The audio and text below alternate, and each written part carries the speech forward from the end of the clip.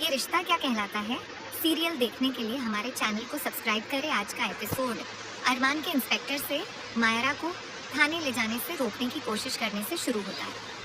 Inspector कहती है कि उन्हें पुलिस की प्रक्रिया का पालन करना ही होगा। तभी माधव बीच में आकर खुद को रिटायर्ड पुलिस अधिकारी बताता है और मामले को शांत करने की कोशिश करता है। महिला इंस्पेक्टर भी परिवार से सहयोग करने की अपील करती है। अरमान साफ कह देता है कि मायरा अकेले थाने नहीं जाएगी। वो कहता है कि उसके साथ उसकी वकील अभिरा और वह खुद मौजूद रहेंगे। इंस्पेक्टर उनकी बात मान लेती है और दोनों को मायरा के साथ आने की अनुमति दे देती है। थाने में मायरा का बयान दर्ज किया जाने लगता है। अभिरा ये सब देखकर काफी परेशान हो जाती है। वह अचानक वहां से बाहर चली जाती है। अरमान भी उसके पीछे जाने का फैसला करता है। बाहर अभिरा खुद को दोषी मानने लगती है। उसे संजय की बातें याद आती हैं और वह सोचती है कि शायद उसकी परवरिश में ही कोई कमी रह गई है। हालांकि उसे इस बात की खुशी भी होती है कि अरमान मायरा को लेकर इतना सतर्क और सुरक्षात्मक है। अरमान अभिरा को समझाता है कि उसे खुद को दोष देने की जरूरत नहीं है।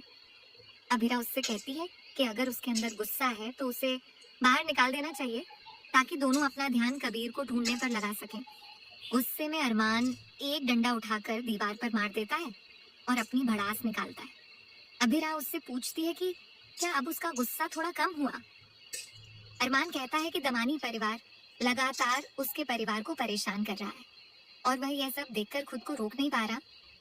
दूसरी तरफ रघु को भी लगने लगता है कि शायद मायरा अपनी जगह सही है, लेकिन समर पुराने मामलों का हवाला देकर मायरा को दोषी ठहराता है और उसकी छवि खराब करने की कोशिश करता है। वह मायरा को अपराधी साबित करने के लिए पुरानी घटनाओं को सामने लाने लगता है। कुछ समय बाद अरमान और अभिरा मायरा को एक कृत्रिम किले जैसी जगह पर ले जाते हैं ताकि वह थोड़ी देर के लिए तनाव भूल सके। मायरा, मुक्ति, अरमान और अभिरा साथ में समय बिताते हैं। मायरा कुछ देर के लिए खुश दिखाई देती है और परिवार के साथ रहने से उसे राहत मिलती है। इसी बीच सरनार रघु को बताता है कि मायरा ने पहले अपने पीछा करने वाले व्यक्ति के खिलाफ भी कार्रवाई करवाई थी। वह पोद्दार परिवार के पुराने मामलों का जिक्र करते हुए उनके खिलाफ माहौल बनाने की कोशिश करता है। समर इस मौके का फायदा उठाना चाहता है। वह मायरा के खिलाफ झूठी खबरें फैलाने की योजना बनाता है ताकि उस पर दबाव बढ़े और वह कबीर के बारे में पूरी जानकारी सामने ला दे। लेकिन रघु समर को रोक देता है। वह कहता है कि हो सकता है मायरा सच बोल रही हो और बिना सबूत उसकी छवि खराब करना गलत होगा। रघु कहता है कि अगर मायरा निर्दोष है तो सच्चाई खुद सामने आ जाएगी। उधर अरमान और अभिरा कबीर को जल्द से जल्द ढूंढने का फैसला करते हैं। मायरा भी उनके साथ जाने की जिद करती है।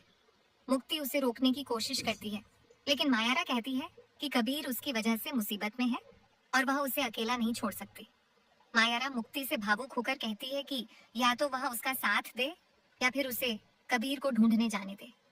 आखिरकार परिवार कबीर की तलाश शुरू करने पर सहमत हो जाता है। पोद्दार परिवार भी अरमान और अभिरा से कबीर को ढूंढने की अपील करता है।